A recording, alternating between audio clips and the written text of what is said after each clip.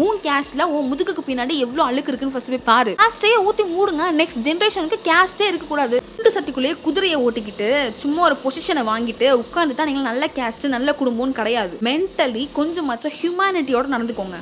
கூட இருக்கிற மனுஷங்களை சக மனுஷங்களா பாருங்க.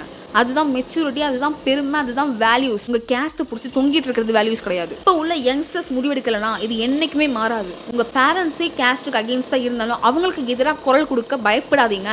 இன்னமும் இந்த கேஸ்ட்னால நிறைய பேர் சஃபர் ஆயிட்டு இருக்காங்க அப்படின்றத மறுபடியும் அவேர் பண்ற விதமா தான் இந்த ஒரு இன்சிடென்ட் நடந்திருக்கு. நம்ம எல்லாரையும் எழுப்புற விதமா தான் கவின்குமார் உயிரை விட்டுருக்கான் அப்படின்னு நம்ம சொல்லணும். இதுக்கப்புறமும் நம்ம இன்னும் இதை பத்திலாம் யோசிக்காம சப்போர்ட் பண்ணாம அவங்களுக்குலாம் இருந்தோம் அப்படின்னா we are losing ourselves. இதுக்கப்புறமும் இந்த மாதிரி ஒரு ஆணவ கொலை நடக்காம இருக்கணும், இல்ல கேஸ்ட் இஷ்யூ வராம இருக்கணும். கேஸ்ட்ன்ற ஒரு விஷயத்தினால ஸ்கூல்ல இருந்து ஸ்டார்ட் பண்ணி ஒவ்வொரு இடத்துலயும் அவங்க ஒரு கஷ்டத்தை அனுபவிக்காம இருக்கணும் அப்படின்னா அதுக்கு நம்ம ஒவ்வொருத்தரும் ஸ்டெப் எடுத்து வைக்கணும்.